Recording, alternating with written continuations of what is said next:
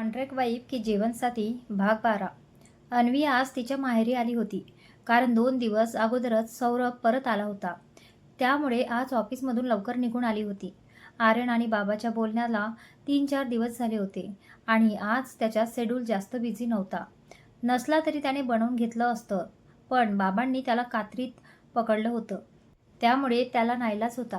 सिटीमधल्याच एका रेस्टॉरंटमध्ये जयने त्यांच्या रोमॅन्टिक डिनर डेटची तयारी केली होती. पूर्ण फ्लोअर त्याने त्यांच्यासाठी सेक्युअर करून ठेवला होता. आर्यनला जास्त भडक प्रकार आवडत नसल्याने त्याने एकदम साधीच तयारी केली होती. पण उत्सवमूर्तींना त्याचा काही फरक पडत नव्हता. असो, आर्यन अगोदरच पोचला होता. त्याने सगळीकडे नजर फिरवली आणि घरच्यांच्या उत्सुकता पाहून डोक्यावर हात मारून घेतला. टेबलवर सेंटर कॅन्डल वगैरे लावून सजवलं होतं.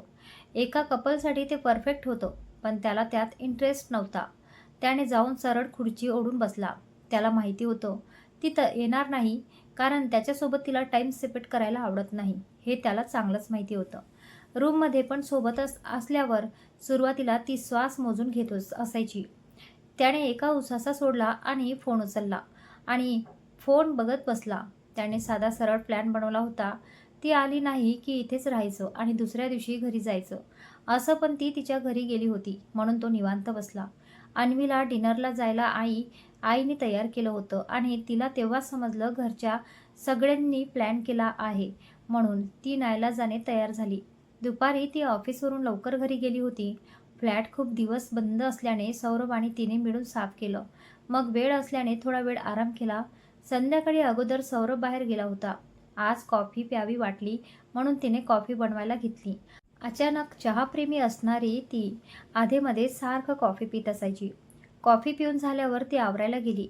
मला तर अजिबात वाटत नाही हे येतील. साधं स्वतःच्या रूममध्ये मी असल्यावर लवकर येत नाहीत. डिनरची तर लांबचीच गोष्ट आहे. मी आता तिथे जाते, थोडा वेळ बसते. आणि हां, पूर्वाने परवा एका नवीन हॉटेलविषयी सांगितलं, तिथून पार्सल घेऊन लगेच घरी येते. वा, काय प्लॅन आहे मिठू, असं म्हणत तिने हात मागे करत नसेल जमलं तरी स्वतःची पाठ थोपटली. तिचं अर्ध्या तासात आवरून झालं. पायात शूज घातले, मिनी सॅक उचलली आणि घर लॉक करून कॅब करून हॉटेलसाठी निघाली. आर्यन अर्ध्या तास तिची वाट पाहत होता. आत्ता त्याला पक्का समजलं होतं त्याचं प्लॅन वर्क झालं म्हणून. तो स्वतःशीच खुश झाला आणि जायला उठला. तो समोरून ती चालत येत होती. ब्लॅक कॉटनचा स्लीवलेस गुडघ्यापर्यंतचा फ्रॉकवरती स्लीवलेस डेनिम जॅकेट, केस समोरून पिनअप करून मागे लांब सडक केस मोकळे सोडले होते. डोळ्यात काजळ, ओठांवर लिप बाम, हातात घड्याळ, पायात शूज. ती एक कॉलेज गर्ल वाटत होती. तो तिलाच पाहत होता. आज वर त्याने मुलींना वन पीसमध्ये पाहिलं होतं. आज ती साधा कॉटनचा ड्रेस घालून आली होती. त्याने तिला मनातच दाद दिली आणि तो तिला पाहून गालात हसला. ती हळूहळू डेकोरेशन्स पाहत पाहत येत होती. खरं तर तिचा प्लॅन फ्लॉप झाला होता, पण तिला तो सोबत डेकोरेशन्स पाहून आपण आलेलं चीज झाल्यावर वाटलं. तो परत खुर्चीवर बसला. ती सुद्धा आली आणि बॅग साईडला ठेवून बसली. त्याने परत फोनमध्ये डोकं घातलं. ती आजूबाजूचं निरीक्षण करत बसली होती. ती एकाच जागी टक लावून पाहत होती. 5 मिनिट नंतर ती उठली. खुर्चीचा आवाज आल्याने आर्यनने तिच्याकडे पाहिलं. ती तिथले ग्लास पेंटिंग बघण्यात व्यस्त होती आणि आर्यन ती काय करते हे पाहण्यात. थोड्या वेळाने ती हसत आली. काय झालं? काही नाही. ती बॉटल पेंटिंगचं डिझाईन्स वेगळं वाटलं आणि यूज केलं कलरसुद्धा वेगळे आहेत, ती तिथेच बघत म्हणाली. त्याने निरखून पाहिलं. तू रूममध्ये ठेवलेले पण यापेक्षा चांगले आहेत. तो सहज बोलून गेला. नाही ना हो. नंतर तो काय बोलला समजल्यावर ती बारीक डोळे करून पाहत होती. त्याने नजर चोरली. आपण इथे डिनर करण्यासाठी आलो तर ऑर्डर द्यायची का? तो तिचा प्लॅन वेगळा होता आणि आत्ता पूर्ण चेंज झालेलं होतं प्लॅन. तिने एक उसाचा सोडला आणि डाळ खिचडी ऑर्डर केली. अन्वी पूर्ण डिनर ऑर्डर करत असं समजू नको. आपण डिनरला आलो आहोत, घरी आहोत समज असं. पण मी रात्री उशिरा आल्यावर तू डिनर करतेस ना? तो तिची ऑर्डर पाहून म्हणाला. नाही, नको, हे ठीक आहे, ती पटकन म्हणाली. त्याने तिच्याकडे विचित्र नजरेने पाहिले. म्हणजे लाईक ही खरंच डिनरला आली आहे का? तो तिच्याकडे पाहत होता आणि ती आता टेबलवरची कॅन्डल बघत होती. त्याने मनातच डोक्यावर हात मारून घेतला. त्याने पण त्याला पाहिजे ते ऑर्डर केलं. तू पहिल्यांदा असं डिनर डेटवर आली आहेस का? तो तिची करामत पाहत म्हणाला. बॅड लक, बाकी काय? ती असं म्हणाली. नंतर तिने जीभ चावली. तो तिलाच पाहत होता. म्हणजे असं नाही, इथे येणं बॅड लक असं म्हणाली मी. ती सारवासारव करत म्हणाली, सम हेअर. त्याने असं म्हणतच ती त्याला डोळे बारीक करत बघत होती. ती जेवण येत नाही तोपर्यंत दोघं परत शांत बसले होते. यांना कोणी सांगा राव, प्लीज डेटची इज्जत काढत आहेत. असं वागून ती काही तर दुसरंच बोलते हा तिला लूक देतो. अरे असं केला तर मला किती ताण पडेल. आणि म्हणतात यांना प्रेमात पाड. थोड्या वेळात अन्वीचा फोन वाजला. फोनवरचं नाव वाचून तिचे डोळे मोठमोठे झाले. ती म्हणाली, अहो फोन द्या पटकन. का पण? तुम्ही द्या हो, कारण तुम्हाला समजेल. तो देत नाही म्हणून तिने त्याचा फोन ओढून घेतला आणि 2 सेकंद काहीतरी केलं. आत्ता त्याच्या फोनमध्ये एक स्पॉट म्युझिक वाजत होतं. परत एकदा तिची रिंग झाली. यावेळी अन्वीने फोन उचलला. हॅलो, हॅलो वहिनी. अगं तुम्ही दोघं फोटो काढून पाठवा. पण मला वाटतं सध्या मी डिस्टर्ब केलं तुम्हाला. नाही जय, असं काही नाही. बोल ना, काही महत्त्वाचं होतं का? नाही वहिनी, आम्हाला तुमचा फोटो हवा होता. सगळ्यांना पाहायचं आहे. जय, आम्ही जेवण करतोय. जेवण झालं की पाठवू. ती असं म्हणतच आर्यनचा डोक्यावर आठ्या पडल्या. ओके चालेल मिठू वहिनी. तुमचं सगळं झालं की म्हणजे सगळंच तेव्हा पाठवा हां. तो हसतच म्हणाला. त्याचं बोलणं ऐकून आर्यन चिडला. तुम्हीच सगळे यायला पाहिजे होतं सोबत. म्हणजे सगळं लाईव्ह टेलिकास्ट पाहायला मिळालं असतं. तो तिरकसपणे म्हणाला, ओके सॉरी वहिनी, पण फोटो सेंड कर. आर्यनच्या बोलण्याने गडबडीत जयने फोन ठेवून दिला. अन्वीने पटकन त्याच्या फोनमधील चालू असलेले गाणं बंद केलं आणि फोन त्याला परत दिला. तोपर्यंत जेवण पण टेबलवर आलं होतं. दोघांनी शांततेत जेवण केलं. तिचं लवकर झालं होतं, पण सवयीप्रमाणे ती बसली होती आणि तो हळूहळू फोनमध्ये बघत बघत जेवण करत होता. तिला म्हणायचं होतं त्याला फोन पाहू नका, पण हक्क तेवढा नव्हता ना अजून तिला. ती शांत इकडे तिकडे बघत होती. त्याचं पण झालं. त्याने हँडवॉश केलं आणि टेबल जवळ येऊन उभा राहिला. वेटर आला. अन्वीने त्याला थांबवलं. दादा, आमचं एक फोटो घेता का? ती त्या वेटरला म्हणाली. त्याने होकार भरला. तिने आर्यनकडे पाहिलं. दोघे एकमेकांच्या मध्ये 2 फूट अंतर ठेवून थांबले होते. तो दोन्ही खिशात हात घालून थांबला होता आणि ती एक पाय पुढे क्रॉस घेऊन थांबली होती. वेटरने त्यांना विचित्र नजरेने पाहिलं. त्याला पाहून आर्यनने अन्वीला कमरेत पकडून जवळ ओढले. ती सरळ न थांबल्यामुळे, तिचा एक हात तो ओढल्यामुळे त्याच्या छातीवर गेला. तो तिच्या कानाजवळ झुकला. तिने श्वास रोखून धरला होता. त्यामुळे तिची कॉलर बोन उडून दिसत होती. आता दोघे एकमेकांजवळ आले होते. हे सगळं होऊपर्यंत वेटरने मस्त 2-3 फोटो क्लिक केले होते. आर्यन हळूच तिच्या कानात कुजबुजला. फोटोसाठी जवळ घेतला आहे आणि त्याने दीर्घ श्वास घेतला. तिच्या शरीराचा सुगंधाने आणि तिच्या दिसणाऱ्या कॉलर बोन पाहून तो हॅक झाला आणि त्याच्या श्वास घेण्याने तिने डोळे मिटून घेतले. थोड्या वेळाने वेटरचं कुजबुजला. दोघं बाणावर आले आणि शॉक लागल्यासारखं बाजूला झाले. आर्यनने गडबडीत त्याच्या हातून फोन घेतला आणि तिथून बाहेर पडला. अन्वीसुद्धा शुद्धीवर आली आणि बॅग घेऊन ती पण निघून गेली आणि वेटर डोळे फाडून त्यांना पाहत होती. अन्वीने कॅब बुक केला. कॅबला यायला 15 मिनिट होते. रात्रीचे 9 वाजले होते. ती हॉटेलपासून लांब चालत जाऊन थांबली. आर्यन पार्किंगमध्ये आला. तो एकटाच आला होता. जायला किती वेळ लागेल माहिती नव्हतं. त्याने पार्किंगमध्ये पाहिलं. तिची बाईक वगैरे त्याला दिसली नाही. तो गाडीत बसला. त्याने बाजूची पाण्याची बॉटल घेतली आणि पाणी पिलं. त्याने डोळे बंद केले आणि सीटला डोकं टेकवलं. अजून पण तिचा तो नैसर्गिक सुगंध त्याला जाणवत होता. तिची स्मेल. उफ्फ, काय होतंय मला आर्यन? आर्यन, तू काय करतोय? एक तर त्या दिवशी ती भांडली जवळ घेतो म्हणून, पण मी मुद्दाम थोडी केलं. आणि त्याने छातीवर तिने हात ठेवला. तिथंच हात ठेवला आणि त्याचे हार्टबीट फास्ट झाले होते. त्याने जोरात नाहीमध्ये मान हलवली आणि कार पार्किंगच्या बाहेर घेतली आणि मी रस्त्यावर थांबली होती. थोडीफार वर्दळ होती.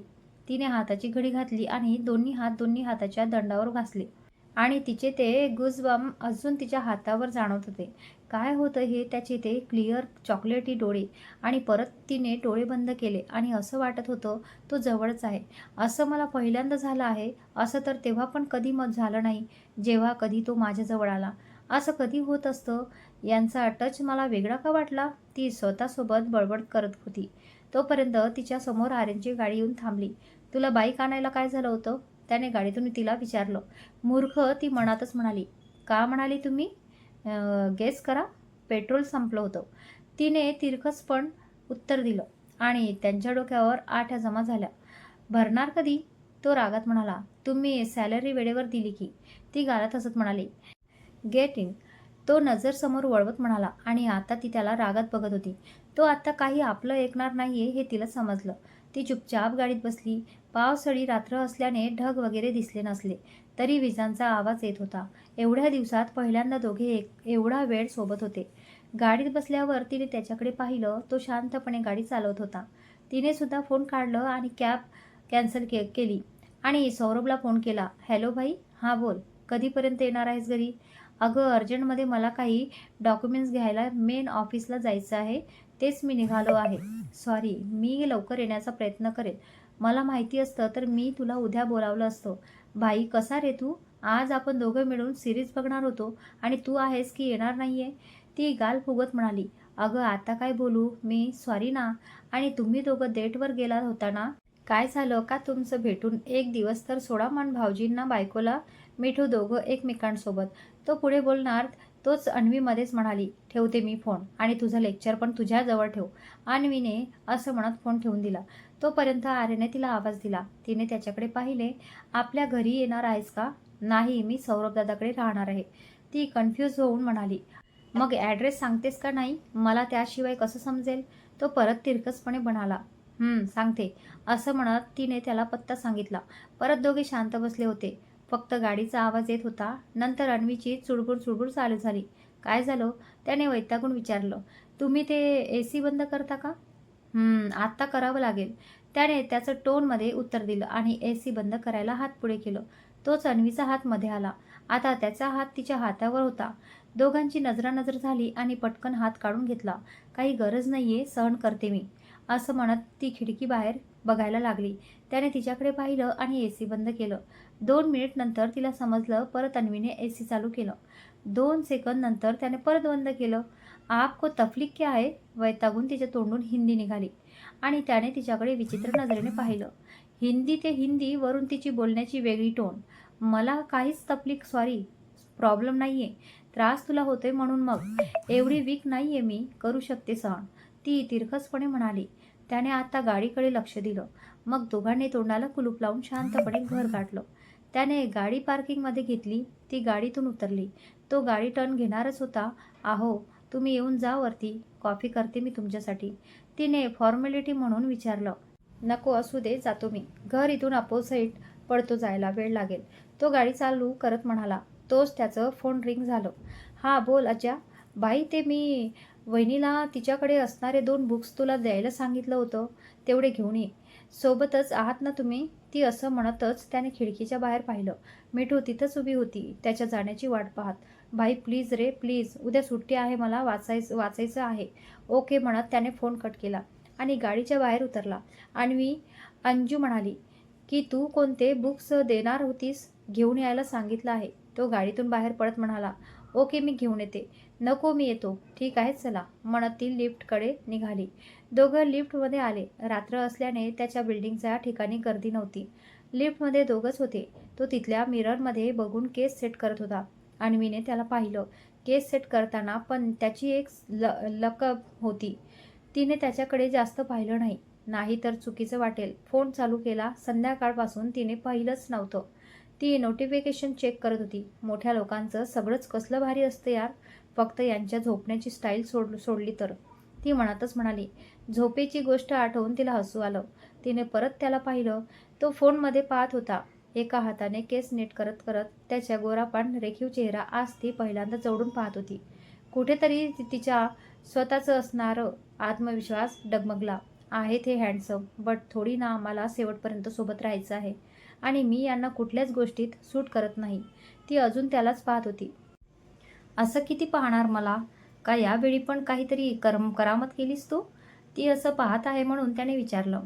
त्याच्या बोलण्यावर तिने नाक मुरडलं. तेवढंच येत नाही मला. दोघं लिफ्टमधून बाहेर आले. 3 फ्लॅटचा दरवाजा उघडला. तोच त्याला घुंगरूचा आवाज आला. जो दरवाजाजवळ बांधलं होतं. त्याचं लक्ष सोफ्याच्या मागे असलेल्या भिंतीकडे गेलं. Just simply beautiful. खूपच डिफरंट कलर यूज केले होते टेक्स्चर्स बनवण्यासाठी. त्याने पूर्ण हॉलवर नजर फिरवली. तिने आर्किटेक्चर असण्याचा पुरेपूर फायदा घेतला होता. त्याला त्याची लेविश रूम पण त्यासमोर फिकी वाटली. ती बुक्स आणायला आत गेली असल्याने याच्याकडे तिचं लक्ष नव्हतं. तो हॉल निहाळत होता. तोच त्याचं लक्ष तिच्याकडे गेलं. तिने येताना जॅकेट काढून ठेवलं होतं. पूर्ण ब्लॅक फ्रॉकमध्ये तिचे फीचर जास्त उठून दिसत होते. पण चेहरा जरा उतरलेला त्याला समजलं नाही काय झालं तिला. हे बुक्स घ्या आणि थांबा 2 मिनिट, मी तुमच्यासाठी कॉफी आणते. असं पण कधी कधी घेताच तुम्ही रात्री कॉफी. त्याच्या हातात बुक्स देत ती म्हणाली. पूर्ण घर बघू या उद्देशाने त्याने तिला हा म्हणायचं ठरवलं. ओके चालेल, बट मला पूर्ण घर बघायचं आहे, तो तिच्या हातून पुस्तक घेत म्हणाला. आणि त्याच्या बोलण्यावर ती कन्फ्यूज झाली. ओके चालेल, तुम्ही फ्रेश होऊन या, मग मी कॉफी ठेवते.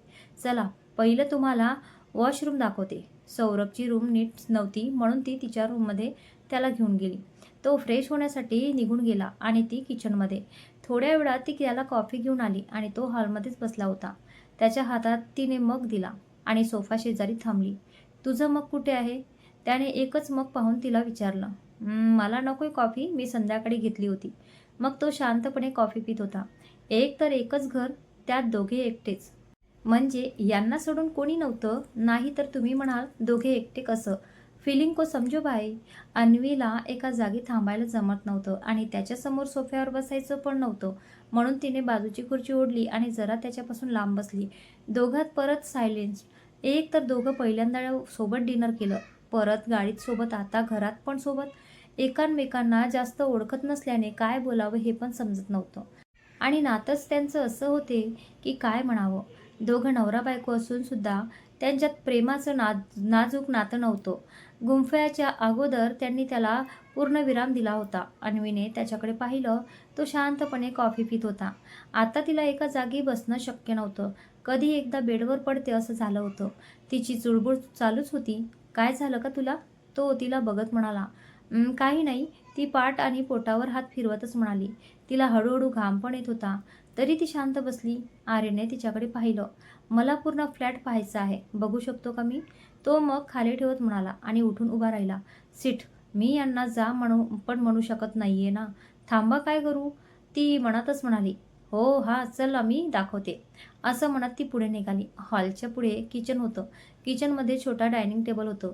त्याने पूर्ण एक नजर किचनवर फिरवली आणि पुढे गेला. पुढे मध्ये एक पॅसेज होतं आणि डाव्या साईडला 2 रूम आणि उजव्या साईडला 1 रूम होती. त्याने तिच्या रूममध्ये पाय ठेवलं. फ्रेश व्हायला जाताना त्याने रूम पाहिली नव्हती. एकदम फ्रेश कलर भिंतीवर यूज केले होते. तो एका कॉर्नरला गेला. तिथे एक मीडियम हाईटचं पांढऱ्या रंगाचं टेबल होता. त्याच्या साईडला एका पॉटमध्ये रबर प्लॅन्ट लावलं होतं. टेबलवर पण एक मॅट आणि एक छोटं प्लॅन्ट ठेवलं होतं आणि भिंतीवर एक मॅक मिरर वॉल हँगिंग बनवून लावलं होतं. त्याच्या मागे गॅलरी होती. त्याने तिला विचारायला मागे पाहिलं आणि तो पटकन पुढे झाला. "अन्वी काय झालं तुला?" तो तिला बेडवर पोट पकडून बसलेलं पाहून म्हणाला. काही नाही, सध्या मला रेस्टची गरज आहे आणि असं सांगितलेलं छान वाटत नाहीये. पण तुम्ही आता मला प्लीज, मला एकटीला राहायचं आहे, त्रास होतोय. तुम्ही पुन्हा या घर पाहायला, पण आजसाठी सॉरी."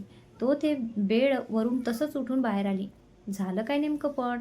तो काळजीने म्हणाला. "मी एकदा सांगितलं मला एकटं राहायचं आहे, तर तुम्हाला इथून जायला पाहिजे असं नाही का वाटत तुम्हाला?" ती चिडून म्हणाली. त्याला खूप राग आला. हिची एवढी हिंमत? मी नीट विचारतोय काय झालंय आणि ही मला उलट बोलते. तो मनातच म्हणाला. तोंडावर बोलायला ह्याच्याकडे हिंमत नाहीये. ती इकडे तिकडे काहीतरी शोधत होती. सोफ्याचे कुशन आता जमिनीवर पडले होते. खालचं कार्पेट उगाच वाकडं तिकडं झालं होतं. "काय करतेस तू?" तो रागात म्हणाला. "माझा फोन सापडत नाहीये, कुठे मेला काय माहिती भेंडी." ती चिडून रागात म्हणाली आणि शेवटचा शब्द ऐकून त्याने तिच्याकडे पाहिलं. शेवटी तिला फोन सापडला. आता ती फोनला काहीतरी करत होती सोफ्यावर बसून. "पूर्वा कुठे आहेस तू हा? कधीपासून फोन करते मी. मला जेव्हा काम असतं तेव्हाच तुझा फोन तुझ्याकडे नसतो. आता लगेच तू घरी ये, मी सौरभबाईकडे आहे." ती रागात म्हणाली. "मिठू, तुझे पिरियड्स चालू आहेत ना? फायनली मला वाटलं या महिन्याचे पण चुकतात. ओके मी येते, तू चिडू नको. आणि तुला हॉट चॉकलेट पण आणते, ते पण तुझ्या फेवरेट कॅफेमधून, ओके." ती तेवढंच प्रेमाने म्हणाली. "मला नको ते हॉट चॉकलेट. तू ये प्लीज, मला खूप त्रास होतोय." ती सोफ्यावर उठून म्हणाली. आर्यन तिला शांतपणे बघत होता. कारण काही बोललं तर ती रागात काहीतरी बोलत होती. तिची चिडचिड तो पहिल्यांदा बघत होता. "अहो तुम्ही प्लीज जा, माझी खूप चिडचिड होते. तुम्हाला मला काही उलट बोलायचं नाहीये." तोपर्यंत तिचा फोन परत वाजला. "हाय हॅलो बोल." "ओके तू येऊ नको, पाऊस वाढले अजून. मला समजत नाहीये, तू गडबडीत येऊ नकोस. मी झोपूनच जाते आता. दाल खिचडी खाल्ले, नाहीये भूक आता मला. Okay bye." अन्वी पूर्वाला फोनवर म्हणाली आणि गॅलरीमध्ये गेली. पावसाचा जोर वाढला होता. आर्यनला थोडं थोडं समजत होतं, पण एवढं नक्की तिला त्रास होतोय. तो पण गॅलरीमध्ये गेला. आर्यन, आत चल, पाऊस वाढतोय. तुला एवढं वाटतं तर मी जातो, तू स्वतःला त्रास करून घेऊ नकोस. असं जर तू इकडे तिकडे फिरत राहिली तर तुला त्रास होईल, तो काळजीने म्हणाला. मी जरा बाहेर जाऊन येते. ती परत हॉलमधून रूममध्ये जात म्हणाली. आता काय झालं? काही नाही. काय झालं तुला सांग, मी जातो घरी. पिरियड्स झालेत, बस का? ती वैतागत म्हणाली. ओके ओके, एवढं का हायपर होतेस? नॉर्मल आहे ना तू? रेस्ट कर, मी जातो. तो आत्ता हळू आवाजात म्हणाला. असेल नॉर्मल बाकीसाठी, माझ्यासाठी नाहीये. सलग मागचे 2 महिने नव्हते आले, या महिन्यात आलेत. ती रागात म्हणाली. ती परत आदळ आपट करत काहीतरी करत बोलत होती आणि तो तिला वैतागून बघत होता. हो, मी जातो, तू रडू नको आणि चिडचिड पण करू नकोस. मी जातो आणि आणतो आणि मग घरी जातो. ओके? घरी जाऊ नका, घर लांब आहे आणि पाऊस येतोय. मेडिकल इथे थोडं पुढे गेलं की आहे. ती परत बेडवरून उठत म्हणाली. मी जातो घरी, तुला त्रास होतोय माझा. अहो असं नाहीये काही, मी रागात म्हणाले. आणि पाऊस खूप येतोय आणि प्लीज जाऊ नका, भाई येणार नाहीये. आणि मला एकटीला भीती वाटते, ती पप्पी फेस करत म्हणाली. ती एक पाऊल पुढे टाकूपर्यंत आर्यनने तिला उचलून घेतलं आणि ती डोळे मोठे करून त्याला पाहत होती. अहो काय करत आहात? शांतपणे इथे झोप. मला बाकी काही बोलू नकोस. मी जाऊन येतोय, शांत बसायचं. तो तिला बेडवर झोपत म्हणाला आणि तिचं पांघरून तिच्या अंगावर घालून दिलं.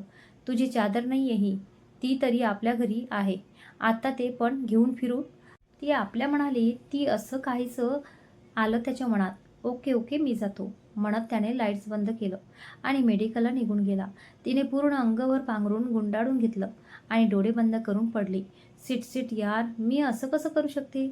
मी यांना सांगितलं की मला पिरियड्स आले आहेत आणि परत वरून यांनाच पॅड आणायला पाठवलं.